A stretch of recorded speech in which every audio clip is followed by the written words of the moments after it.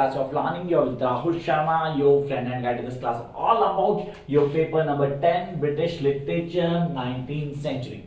How to crack this paper? इस paper को पढ़ने का तरीका क्या होगा? So what be the best way? हमारे पास ना तो नोट्स हैं ना हमें पूरी प्रिपरेशन है पेपर की, तो लास्ट आप प्रिपरेशन में क्या आप ऐसा कुछ कर सकते हो सारा का सारा पेपर ऑन टिप हो जाए.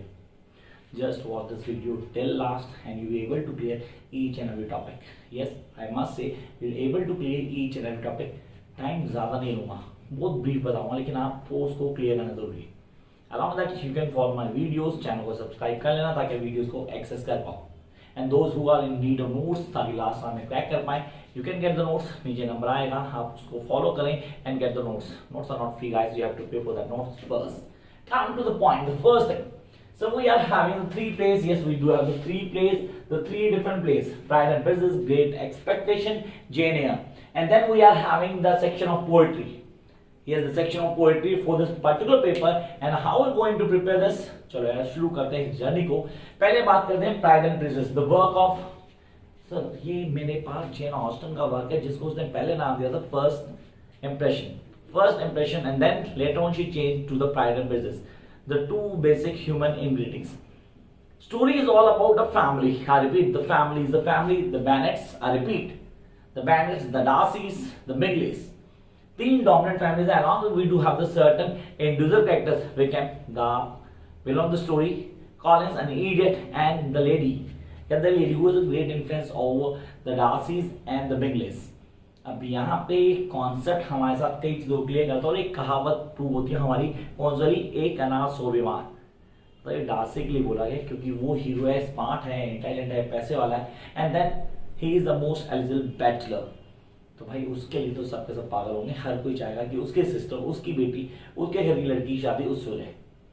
लेकिन कहानी यहाँ से शुरू नहीं, कहानी शुरू विक्टोरियन एरा से. कहानी को पूरा क्लियर किया, एलिजाबेथ ड्रामा के इन्फ्लुएंस दिखते हैं हमारे पास. नैरेटिव टेक्निक डोमिनेंट है. Character sketch, yes the character sketch along with the character charts आपको ऑन टिप होनी चाहिए. ये सारी चीजें दिमाग में आती हैं. हाउ गोइंग टू क्लियर, हमारा कॉन्सेप्ट क्या होगा, कैसे करेंगे, करने का तरीका क्या होगा, ये सारी चीजें आप फॉलो करनी है आपने. द फर्स्ट थिंग जो आपको क्लियर करनी है इज ऑल अबाउट फैमिलीज. पहले कैरेक्टर चार्ट बनाएंगे. I repeat, to understand this particular play, Pride and Prejudice, आप बोलते हो तो नॉवल बोले तो चलेगा, तुम्हारी मर्जी यार. आपने स्टोरी लाइन क्लियर करी. मेरे हिसाब से नॉवल और प्ले के लिए बेसिक कॉन्सेप्ट है story line, the plot. Yes, the plot must be clear. आपने कहा सबसे इंपॉर्टेंट होता है प्लॉट. ये प्लॉट आप लोगों को क्लियर होना चाहिए. ये प्लॉट है डार्सी के लिए या कैथरीन के लिए नहीं सर, ये तो लीडिया के लिए मॉडल. लीडिया एक डोमिनेंट कैरेक्टर, आप उसको छोड़ नहीं सकते. वो कैसे डोमिनेंट है, कैसे क्लियर करते हैं. चलो, बेनेट्स की 5 बेटियां थी. 5 सबसे सुंदर जेन, जिसको देखते ही प्यार हो गया किसी को भी, इतनी सुंदर. Then we have the Elizabeth, the heroine of the play. Yes, she is smart, but not that much to tempt everyone. Yeah, most intelligent वही थी. And then we have the Kathy, Carrie and Lydia. Lydia वो लड़की थी जो जरूर से जल्दी बड़ी हो गई थी. मतलब सेक्स के लिए पागल, आज का जो ट्रेंड चल रहा है हमारे यहाँ, उसको प्रूफ करती थी वो लड़की. मतलब जरूर से जल्दी बड़ी हो गई थी, चीजों को इन्फ्लुएंस थी, and she was crazy about all that stuff जो हम लोग डर्टी फेज में डाल देते हैं. आपने कहा सर हाँ वो इंटरेस्टेड थी उसमें. तो लास्ट में विकम लीडिया इवॉल्वमेंट एपिसोड जो था उसको क्लियर कर लेना. वो बहुत बड़ा सिग्निफिकेंट रोल प्ले करता है in the relationship with Darcy and Elizabeth too, जो हमें क्लियर हो जाए. अब इसको डिटेल में कैसे पढ़ेंगे, how going to go in details, तो उसके लिए मैंने आपको कहा चैनल को सब्सक्राइब कर लें ताकि आप एक्सेस कर पाओ हर वीडियो को. हाँ, आज मैं इसकी प्लेलिस्ट भी बना दूंगा फॉर दिस पर्टिकुलर पेपर. ये सारे के सारे आपको वहाँ मिल जाएंगे ताकि आप आराम से कर पाओ. कई बच्चे बेचारे बड़े परेशान है कि सर हमसे नहीं हो पा रहा, हाउ टू डू दिस. तो guys, I am going to make a playlist for you today, don't worry. तो यहाँ ये कॉन्सेप्ट हमारा क्लियर हो गया. अब आते हैं आगे. That's really important. मतलब सर स्टोरी कहाँ से शुरू हुई? स्टोरी शुरू हुई थी वो ball dance party, actually get together party थी जहाँ आपके नेबर आते हैं and you get to know कि इनसे मिल लेते, मिल के चीज़ों को समझेंगे.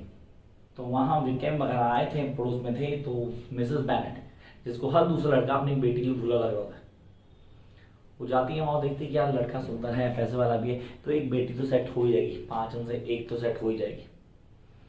यहाँ डार्सी मिलता है और डार्सी आई कमेंट करता है Elizabeth play that she is smart but not much to tempt मी.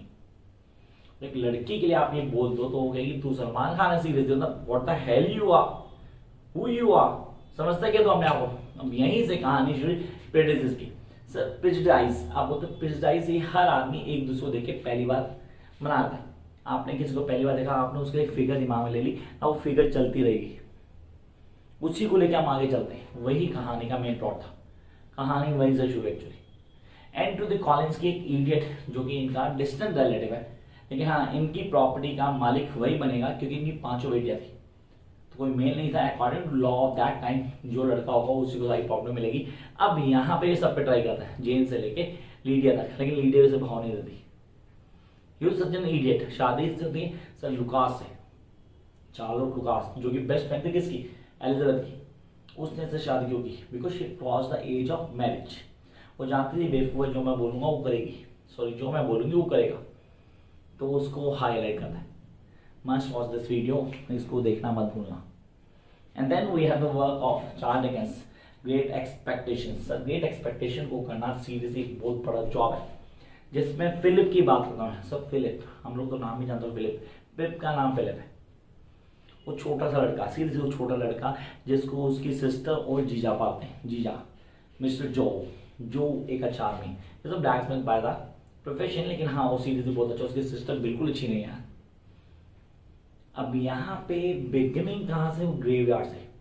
जाओ बैठा हुआ अपने ग्रेवयार्ड पे, अपने फादर और मदर की ग्रेव पे, and he was crying, a little baby was crying, and he was being really not sir, it would be shocked.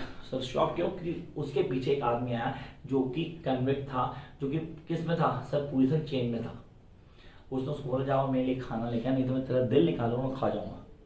बच्चा डर गया था, सीरियसली डर गया था। घर पे आया, खाना लिया, छुपा के किसने लेके गया, उसको खाना दिया। Who was that person? Seriously, Macbeth.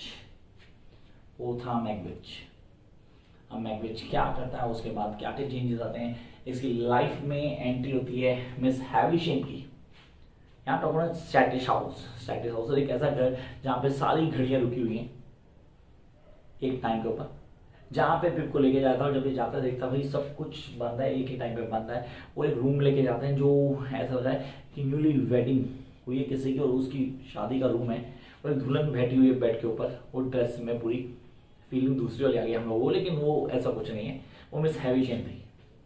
और यहाँ वो बुलाती है एस्ट्ला, हीरोइन ऑफ द स्टोरी, जो आके पिप के इंसल्ट करती है। पर पिप को फर्स्ट साइट लव होता है, मतलब सर क्रश था उसका, पहली बार देखते उसको उससे प्यार हो गया।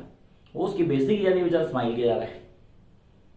और यहाँ पे काफी सारी चीज होती है। एक और लड़के को बुलाया था जिसका उसका ड्यूल होता है और बोला था जो जीतेगा उसको किस करेगी एस्ट्ला। अब तो पिप जीतेगा ही जीतेगा, सीधे से जीतेगा। हाउ द स्टोरी बिगिंस, कैसे सराउंड होती है, क्या क्या रोल है। कुछ कैरेक्टर्स के रोल बहुत इंपॉर्टेंट है, जैसे कि सर लॉयर का, डेफिनेट लॉयर का रोल बहुत इंपॉर्टेंट है। देन ऑल एक छोटा सा रोल लेकिन इंपॉर्टेंट डोमिनेंट है जो हमें क्लियर करना है। पिप का रोल, मैकबेथ का रोल। ये एस्ट्ला किसकी बेटी थी, ये थी बेटी किसकी, उसकी मेड की, हैविशेम की मेड की। नहीं एक्चुअली उसका बाप कौन था, वो था मैकबेथ। और हैविशेम से किसने शादी करनी थी, वो मैकबेथ ने करनी थी। यार इतनी डिटेल में जानने के लिए करना क्या होगा, जाके दोबारा से भी वीडियो देख लेना। किसकी, इसी की, ग्रेट एक्सपेक्टेशंस। एक्सपेक्टेशंस सबकी हैं, पूरी किसी की नहीं हुई। Great expectation. Jump up to next one, Jane Eyre. Again मतलब स्टोरी लाइन सारी ऐसी, मतलब कहीं ना कहीं कुछ ना कुछ अधूरा है। जेन एयर की लाइन में बहुत कुछ अधूरा है। मैंने अभी कुछ हफ्ते पहले, सीरियसली हफ्ते पहले, 10 डेज, मैक्सिमम 10 डेज इसकी वीडियो डाली जेन एयर की दोबारा। उस वीडियो को प्लीज देख लेना, आपको एक एक चीज from the beginning till last clear हो जाएगी। Girl who had lost her parents, ठीक है, उसके बाद उसके मामा लेके आता है, ही एक्सपायर्ड, वो भी एक्सपायर होते हैं। मामी सीरियसली अच्छी नहीं है, बहुत गंदी सी है, उसके बच्चे भी अच्छे नहीं है, उसके रूम में बंद कर देते हैं। दिमाग में फोबिया क्रिएट होता है, she seen a ghost of uncle. अब उसके बाद वहाँ से निकलती है, किस तरह से एक स्कूल में एडमिट होती है, स्कूल में उसके साथ क्या क्या होता है, क्या चेंजेस आते हैं, how she become a teacher from that particular school. 6 साल पढ़ना, 2 साल वहाँ पढ़ाना, फिर एक गवर्नेंस के रूप में कहीं जाना, जहाँ गवर्नेंस बन के जाती है वहीं पे जो मालिक है उससे उसका प्यार हो जाना। And then get to know कि ये तो ऑलरेडी मैरिड है।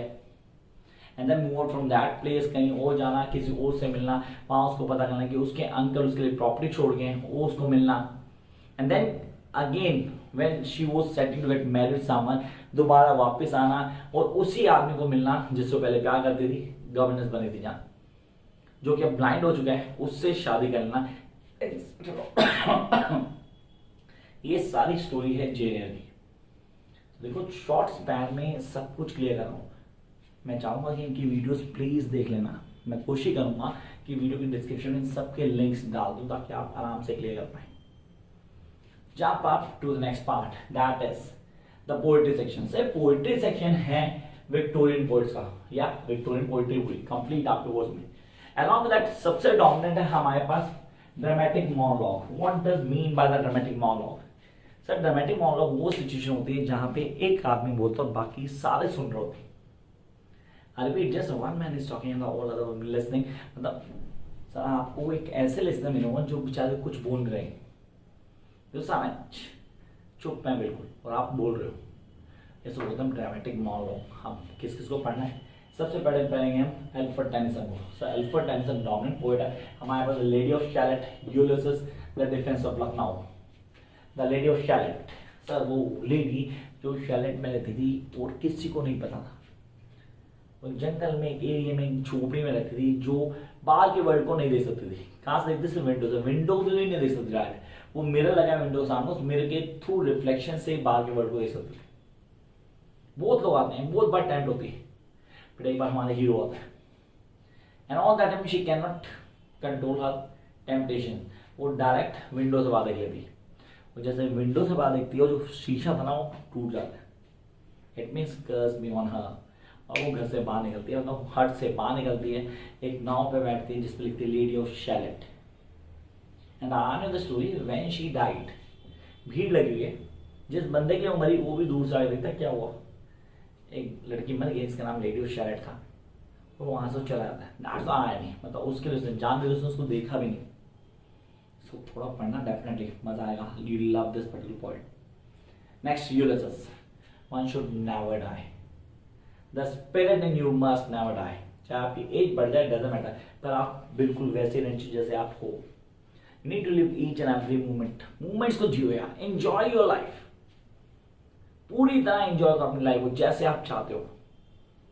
Gate each and everything. ये कहानी यूलियस की है जो अपना घर छोड़ के चला गया था, अपने बच्चों को बोल रहा तू संभाल सब कुछ। And I am going back to the place where I am going to explore the world.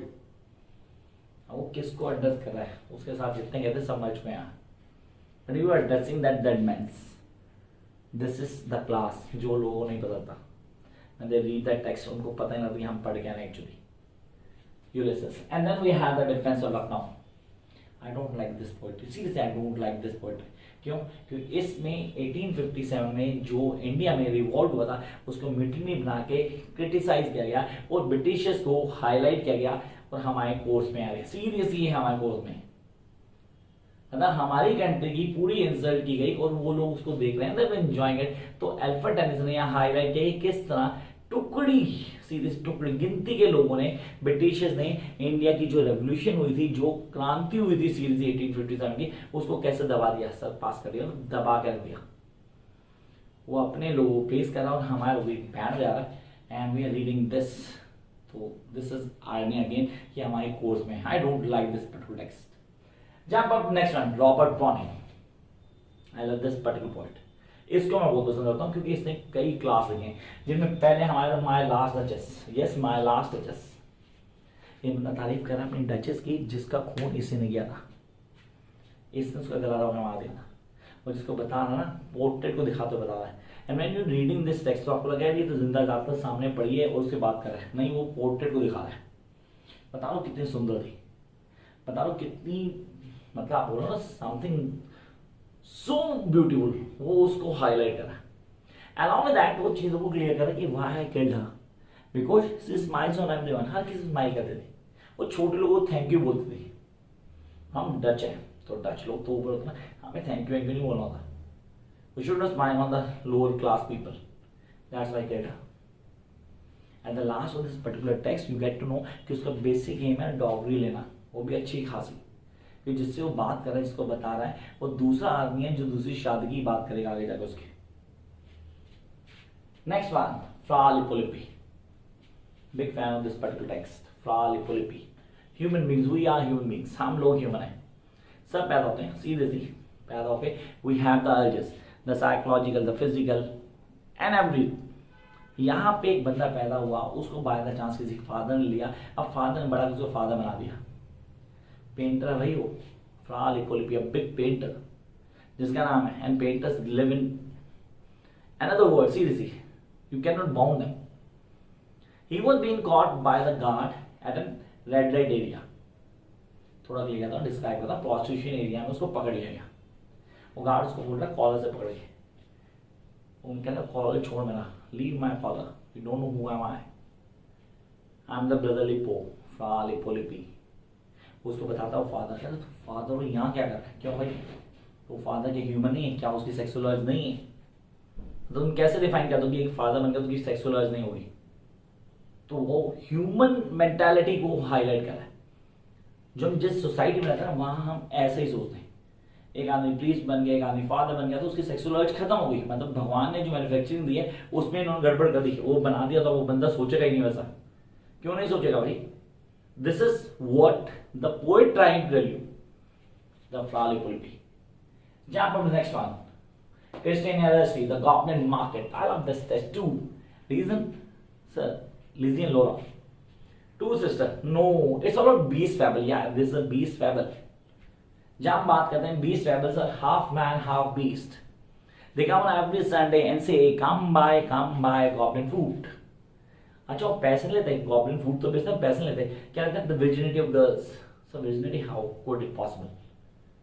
भाई पोइट ने लिखा, तुम पढ़ लो समझ लो, बस वो जो बता रहा है उसके आप समझो, डिटेल में जाने की जरूरत नहीं।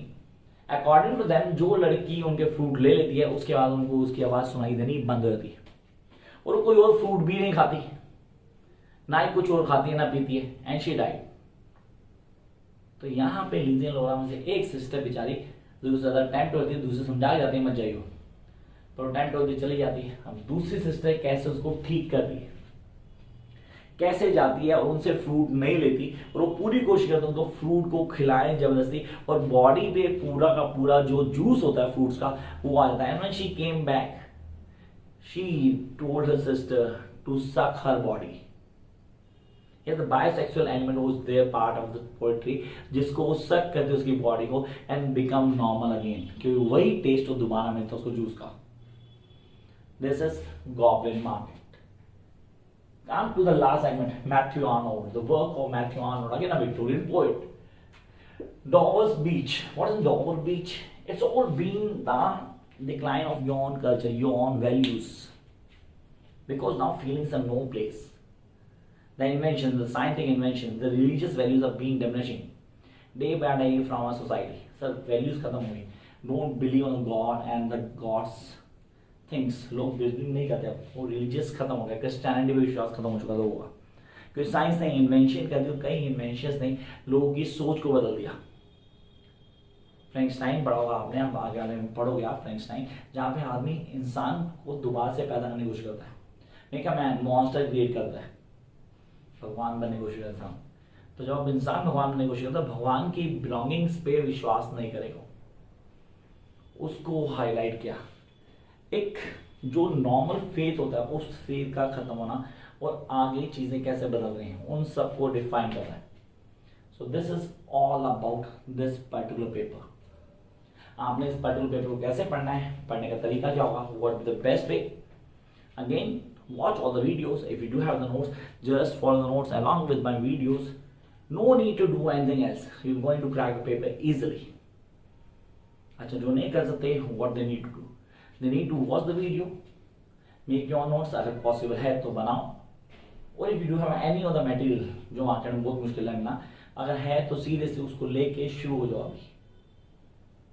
This is the right time when you start doing all things and clear each and thing from the beginning till the last. कोई डाउट होता है, किसी कोई प्रॉब्लम होता है कि सर ये टॉपिक समझ नहीं आ रहा, कमेंट बॉक्स आपके लिए, कमेंट करो। I try to make the video as soon as possible ताकि आप लोग उस कॉन्सेप्ट को क्लियर कर पाओ और आगे चल पाओ। This is my not request, this is my advice for all of you, just to follow what I'm saying in this video and you're going to crack the paper. Till then, keep watching guys. Catch you very soon with a new video.